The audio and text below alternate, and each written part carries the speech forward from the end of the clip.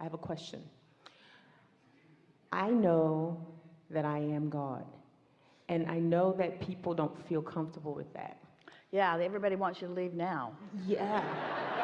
I know this. I know this. I know that it is me. It's not something outside of me. Well, we're saying it in a softer way that is more palatable to most. Okay. I am in the receptive mode of that which many want to call God. Therefore, I flow it, I feel it, I live it, I be it. In other words, there are a lot of people that just have an issue with something that they can't see. There are a lot of people that don't even want to have the God conversation. We don't use the word because it activates in people all kinds of things that don't mean anything like what we mean it to be. Many people, God is a punisher, and God is a judger, and God is judgmental, and God is watching you, and God is judging you, and what's coming later is there's a lot of wackadoodle stuff going on over that subject. And so we offer it softly, but at the same time, we don't want you to deny that a larger part of you exists.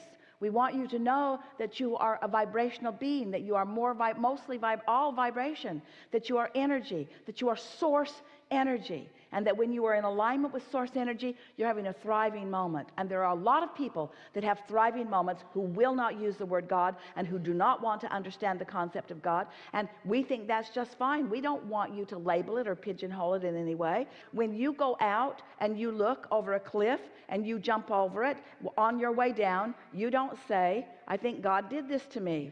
We think you're more likely to think, well, you're probably not thinking anything except, but you might be thinking, gravity was more responsible to this than anything, because this is a law of physics that I understand, and I really didn't expect to jump off and fly up. In other words, that's not how it works in this environment. And so we're not asking you to become religious or metaphysical. We're just asking you, living in these laws that are as stable and as consistent as the law of gravity, to do this and watch the results, and do this and watch the results. And pretty soon you'll be really good at not jumping off cliffs that you don't mean to jump off of. Yeah, really good. Do you find things funny? Because I was wondering, this is my real question, I don't see you laughing. Most of what you all call funny is because of the surprise of something, and we're never surprised. Oh, that's why you don't laugh. We saw it all coming. I was always wondering why you don't laugh at things. But I get that. I do understand. I'm complete. Really good.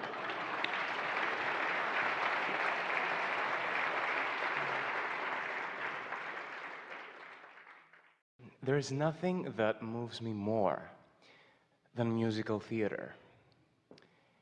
There's nothing that makes me feel that way. All of it or some of it? Depends, but... Because when it is really well done, it has brought you into the receptive mode at some point along the way. Yeah, and I call myself a storyteller. I don't like the word actor that much, because I'm Greek, and the equivalent word in Greek means moral creator, ηθοποιός. So I like that more. And I would like to talk about that. What is that makes theater such a powerful experience? We just have a little bit of time before this segment of refreshment, so we want to jump right into this with you. We want to clarify that what you're asking is, why is this theater such a good experience for the one participating? In other words, the one who is doing the presenting, yes? Both. Well, let's start there. Yeah. That's where we want to start. Yeah. The reason is because in the assuming of a new identity, you are less likely to keep your own personal beliefs that hinder from becoming activated. In other words, the new identity makes your vibration purer. There's less conflict between who you are allowing yourself to be and who you believe yourself to be, because you have assumed a new identity. That's the reason that so many people can put on a costume and have a better time at a party. Jerry and Esther met a woman years ago who was teaching language to adults, not children. And Jerry commented that when he was much younger, that he met a little boy. Jerry was a part of a circus, and this little boy went to every tent. So he was learning from the clown one language, and from the wire walker another language, and from another, and he learned 10 languages in 1 year of traveling with this circus so easily. And he was commenting to this language teacher how children seem to learn so much more easily. If we'd been part of that conversation, we would have said, because children have fewer beliefs that are in the way of their desire to communicate. But as people get older, they carry beliefs along that I can't do this, or I'm not good at it, or someone might not like what I'm doing. And so in her technique, she assigned everyone, the day they walked into the classroom, a new name, a new occupation, a new place of birth, a new age, and then they practiced for the first 2 or 3 times that they got together who they now were. In other words, they identified their new character until they were at least willing to accept that this was who was learning this new language. And her record of success with people learning these languages was so much greater than anything that she had ever experienced before, because there's something in being willing to assume a new identity that makes you less likely to present your old one. Now, we think it would be nice if all of you could just not go home. Change your identity, don't go home, don't go to work, don't do any of the things where people expect you to be who you are. And when you meet someone new, it's so interesting. Tell me about yourself, you say, and we say, no, don't do it. Don't tell them about yourself. Don't tell them who you've been. Present to them who you are. Don't mess their vibration about you up with everything that you've been living before. Don't let how you used to feel about yourself keep coming forward, because you're more now, you're better now, you're fuller now, you're broader now, you're more powerful now, you see. So that's why. Long answer, but that's why. Awesome. And one more thing. I also have this feeling of that speed that goes so fast when I sing and when I hear others sing.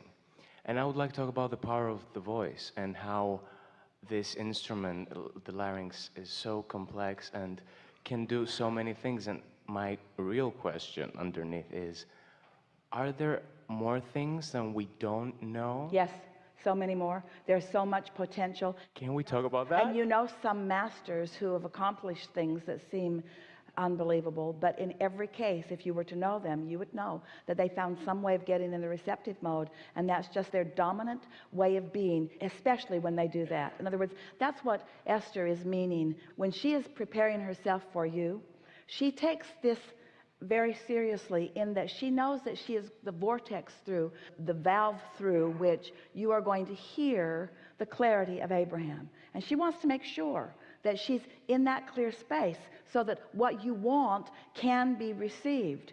And she knows that she's not always like that, but when she comes to a situation like this, she makes sure that she does her best to be right there. And so the other day she was thinking, well, I sure will do it for all of them, and I sure will do it for Abraham. And we want her to say, I sure will do that for myself. I will do that for the joy of clarity.